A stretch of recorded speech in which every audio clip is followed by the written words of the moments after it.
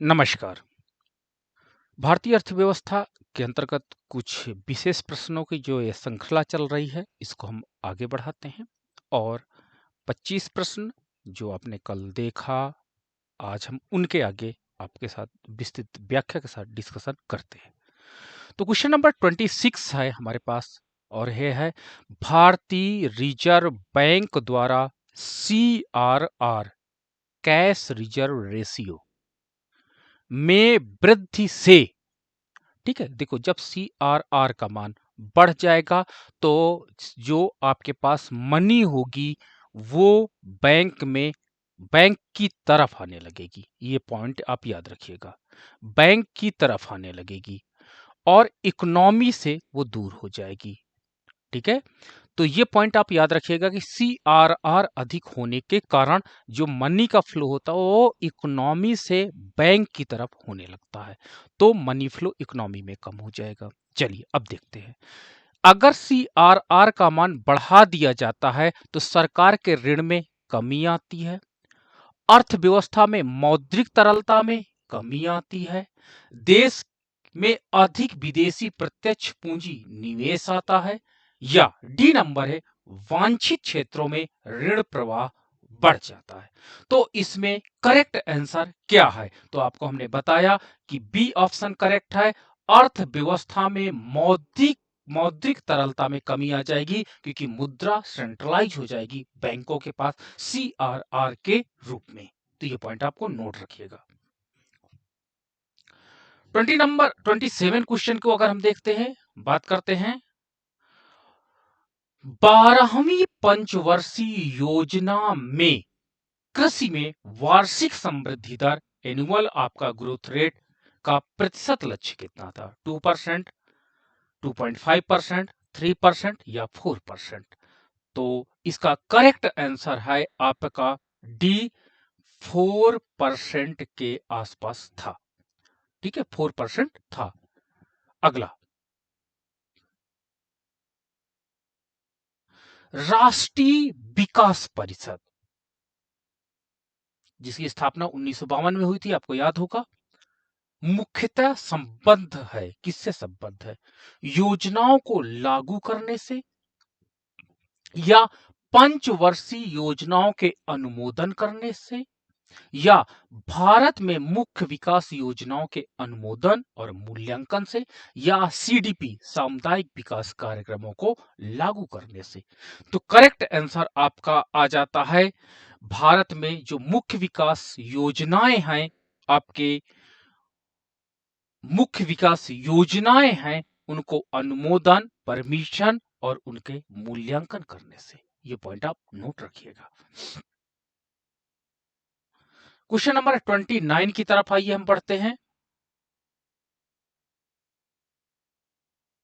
हाँ, question number 29 की तरफ आते हैं। 12वीं पंचवर्षीय योजना में अधिकतम राशि आवंटित की गई है। कितनी राशि आवंटित की गई है 12 5 ईयर प्लान में? ऊर्जा क्षेत्र के लिए, भौतिक अधोसंरचना के लिए, कृषि एवं सिंचाई के लिए या शिक्षा के लिए? किसके लिए की गई है? तो ये पॉइंट आपको यहाँ पे बताना है, डिस्कशन में है। तो इसका जो करेक्ट आंसर है वो है 12 5 ईयर प्लान के अंतर्गत जो हमारे पास अधिकतम धन राशि का आवंटन किया गया है वो ऊर्जा क्षेत्र के लिए किया गया है। ये पॉइंट आप इंपॉर्टेंट है, नोटेबल है। नेक्स्ट क्वेश्चन है, क्वेश्चन नंबर 30 की तरफ हम बढ़ रहे हैं। भारत में 12वीं पंचवर्षीय योजना का कार्यकाल कितना है? ठीक है, 2013 से लेकर 18 तक, कि 2011 से लेकर 16 तक, कि 2012 से 17 तक, कि 2008 से 13 तक? तो करेक्ट आंसर आप जानते हो कि this is the last 5 year plan. ठीक है, ये लास्ट 5 ईयर प्लान है जो 2012 से लेकर के 2017 के मध्य चालू की गई। क्वेश्चन नंबर 31 की तरफ हम बढ़ते हैं। 20 सूत्री आर्थिक विकास कार्यक्रम सर्वप्रथम प्रारंभ किया गया था किस साल? 20 सूत्री आर्थिक कार्यक्रम चालू किया गया था 1969 में, 1975 में, 1977 में, 1980 में। तो किस साल 20 सूत्री प्रोग्राम चालू किए गए थे? तो इसका जो करेक्ट आंसर है वो आपका है 1975 में 20 सूत्री प्रोग्राम चालू किए गए थे। ये बहुत इंपॉर्टेंट क्वेश्चन है, बार बार एग्जाम में पूछा गया है। क्वेश्चन नंबर हम 32 की तरफ बढ़ते हैं। अप्रैल 1992 और मार्च 1997 के दौरान भारत में कौन सी पंचवर्षीय योजना चालू रही थी? ठीक है, कौन सी 5 ईयर प्लान थी? छठी, सातवीं, आठवीं, क्रमानुगत योजना। तो करेक्ट आंसर है आपका 8th 5 ईयर प्लान यहां पर चली थी। आप कोशिश करिए सारे 5 ईयर प्लान का जो डेट है वो याद होना बहुत इंपॉर्टेंट है। ओके, नाउ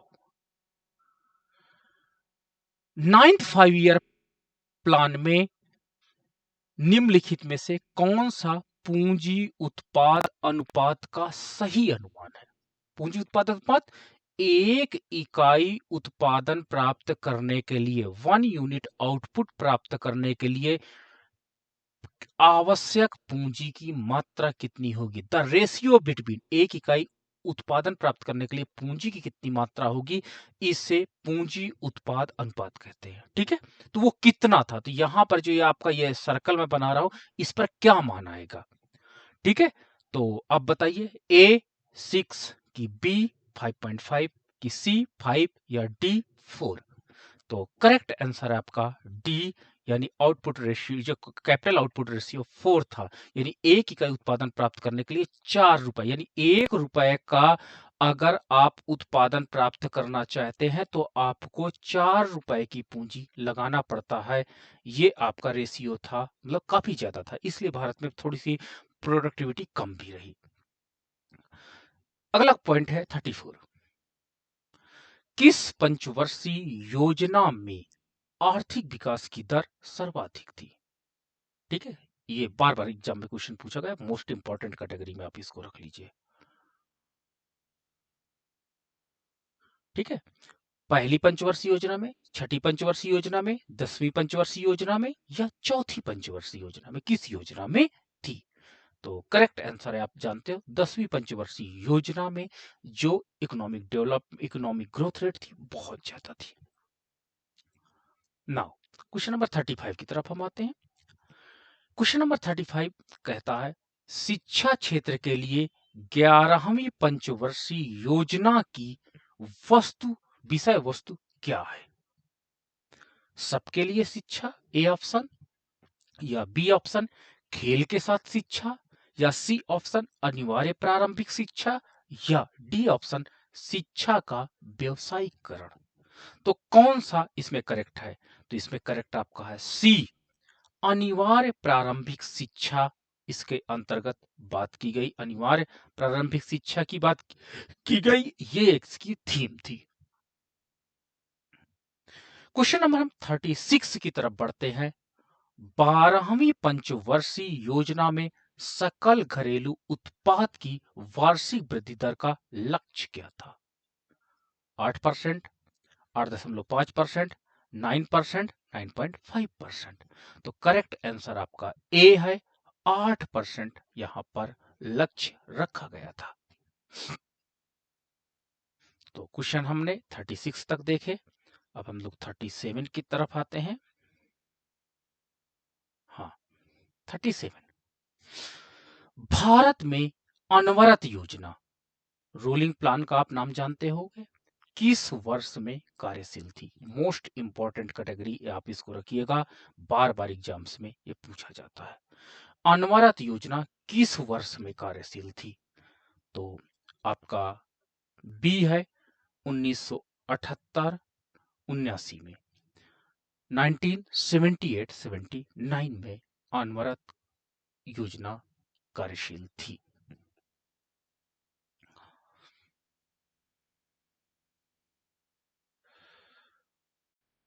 अगला प्रश्न है, ये जो आईएएस में प्रश्न पूछा गया था। हाँ, निम्नलिखित में से कौन सा कथन सही है? ठीक है, आईएएस 1993 में पूछा गया था। ना तो वित्त आयोग ही संविधिनिक संवैधानिक निकाय है और ना ही योजना आयोग। दूसरा, वित्त आयोग का क्षेत्र तो बजट के राजस्व खंड के पुनर्निरीक्षण तक ही सीमित है, जबकि योजना आयोग सर्वांग पूर्ण निरीक्षण करता है, जिससे राज्य की पूंजीगत और राजस्वगत दोनों अपेक्षाएं की जाती हैं। और तीसरा, कोई व्यक्ति एक ही समय में वित्त आयोग और योजना आयोग दोनों का सदस्य नहीं हो सकता है। और चौथा है, वित्त आयोग और योजना आयोग के कार्यों और दायित्व की परस्पर अतिव्याप्ति नहीं है। तो 38 ये प्रश्न है। तो ये क्वेश्चन आपका इसमें है कि कौन सा कथन सही है, तो आपका डी प्रश्न है, वित्त आयोग और योजना आयोग के कार्यों और दायित्वों की परस्पर अतिव्याप्ति नहीं है।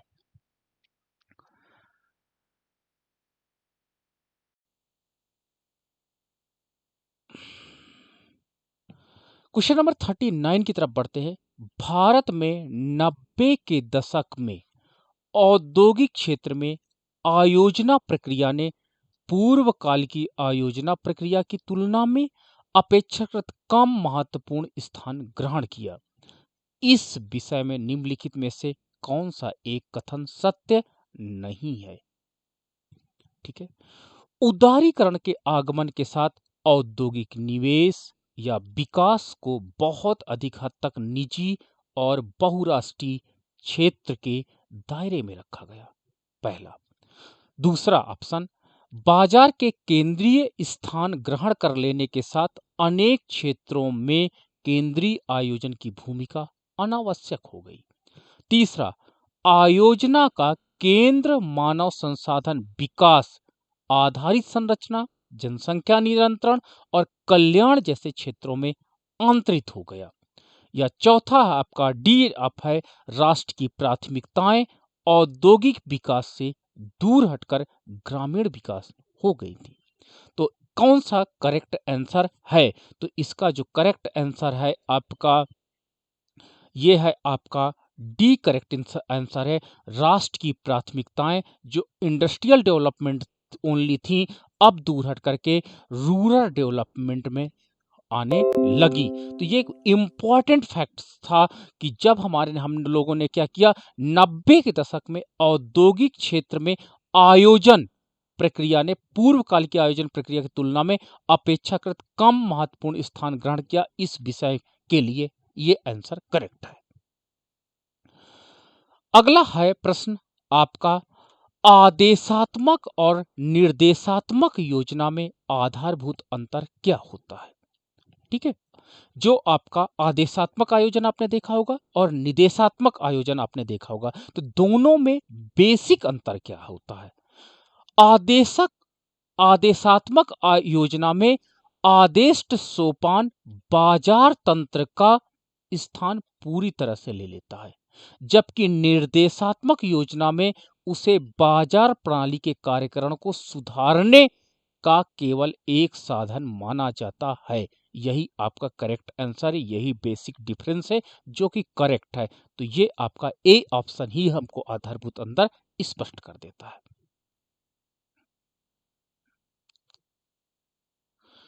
क्वेश्चन नंबर हम 41 की तरफ चलते हैं। तो 41 क्वेश्चन है, किस पंचवर्षीय योजना के दौरान आपातकाल लगाया गया था और नए चुनाव हुए थे और जनता पार्टी चुनी गई थी? तीसरी पंचवर्षीय योजना, चौथी पंचवर्षीय योजना, पांचवी पंचवर्षीय योजना या छठी पंचवर्षीय योजना? तो इसका करेक्ट आंसर आपका है पांचवी पंचवर्षीय योजना के अंतर्गत आपातकाल लगाया गया था और जनता पार्टी चुनकर के सत्ता में आई थी। अगला पॉइंट है, यद्यपि 1991 से बाजार अर्थव्यवस्था स्वीकृत कर ली गई थी। बाजार अर्थव्यवस्था यानी एलपीजी, लिबरलाइजेशन, प्राइवेटाइजेशन और ग्लोबलाइजेशन के कॉन्सेप्ट को यहां पर एक्सेप्ट किया गया था। फिर भी राष्ट्रीय आर्थिक योजना अब भी चालू है। इसका मुख्य कारण क्या है? ये संवैधानिक अपेक्षा है। दूसरा ऑप्शन है लोक क्षेत्र में पहले से लगाई गई भारी मात्रा की पूंजी की देखभाल आवश्यक है। या तीसरा ऑप्शन है पंचवर्षीय योजनाएं बाजार समर्थक रीत से अर्थव्यवस्था को दीर्घावधि परिप्रेक्ष्य प्रदान कर सकती हैं।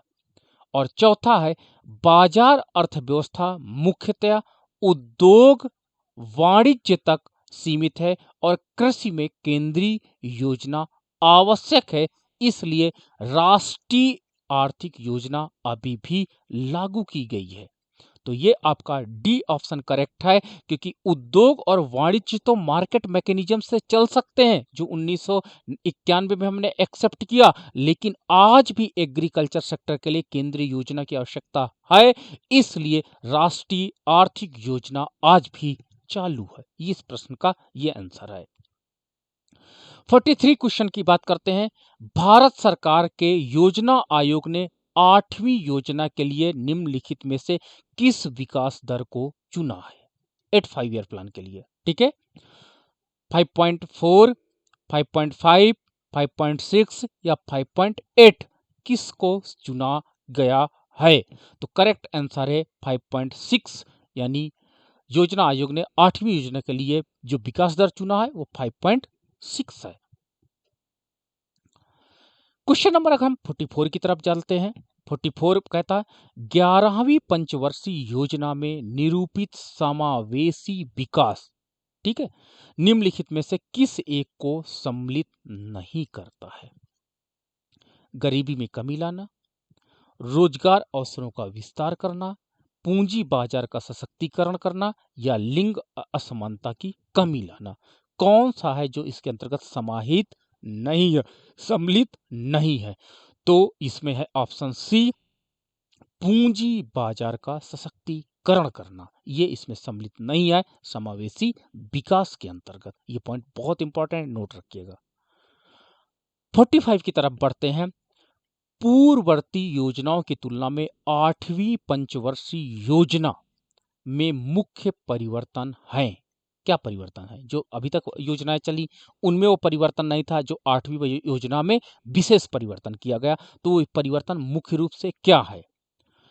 लोक क्षेत्र के परिव्यय में प्रभुत्व कमी या असंरचनात्मक क्षेत्रों में लोक निवेशों का संकेंद्रण या निर्यात के संवर्धन की दृष्टि से कृषि में प्रमुख निवेश या उन क्षेत्रों में प्रमुख निवेश जिसमें औद्योगिक ऋणनेता चिरंतर समस्या है।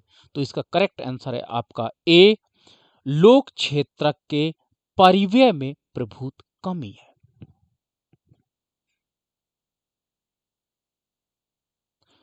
46 प्रश्न पे हम आते हैं। 46 प्रश्न है आपका, भारतीय योजना के संदर्भ में निम्नलिखित कथनों पर विचार कीजिए। आईएएस 2009 में आए थे प्रश्न, तो देखते क्या है।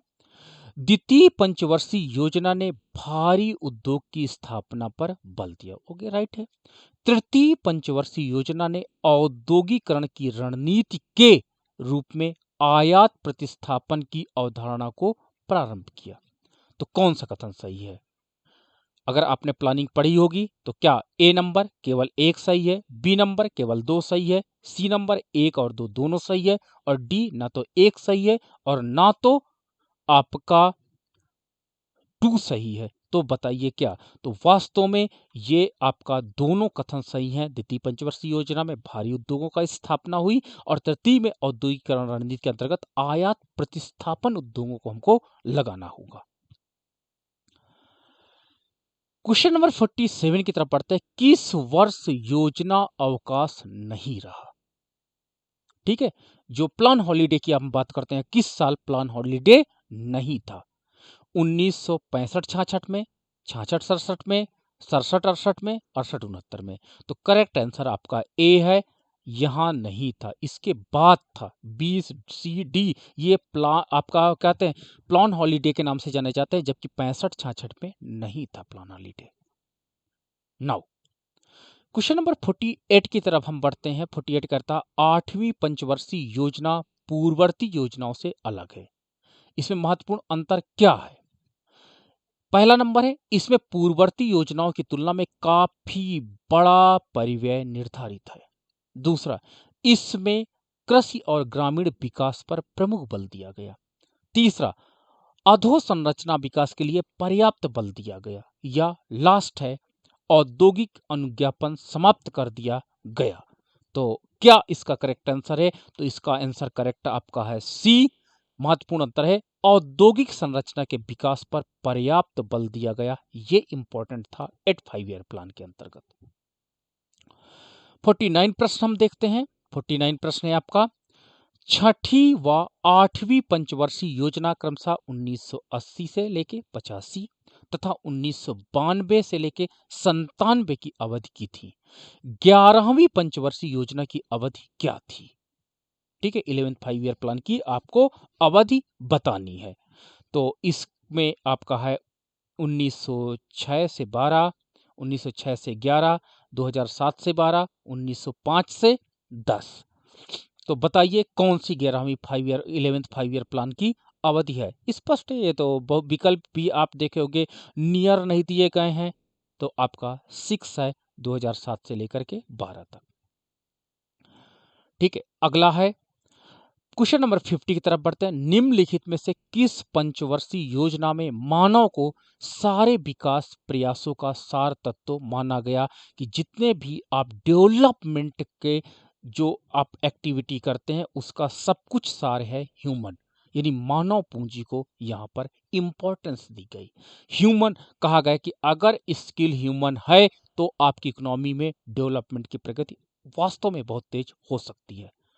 थर्ड 5 ईयर प्लान में, 5वीं पंचवर्षीय योजना में, छठी पंचवर्षीय योजना में या 8वीं पंचवर्षीय योजना में किसमें इस बात को रखा गया? तो ये बात रखी गई 8वीं पंचवर्षीय योजना में। इस बात को स्वीकार किया गया कि ह्यूमन जो है वो सारे विकास प्रयासों का सार तत्व है।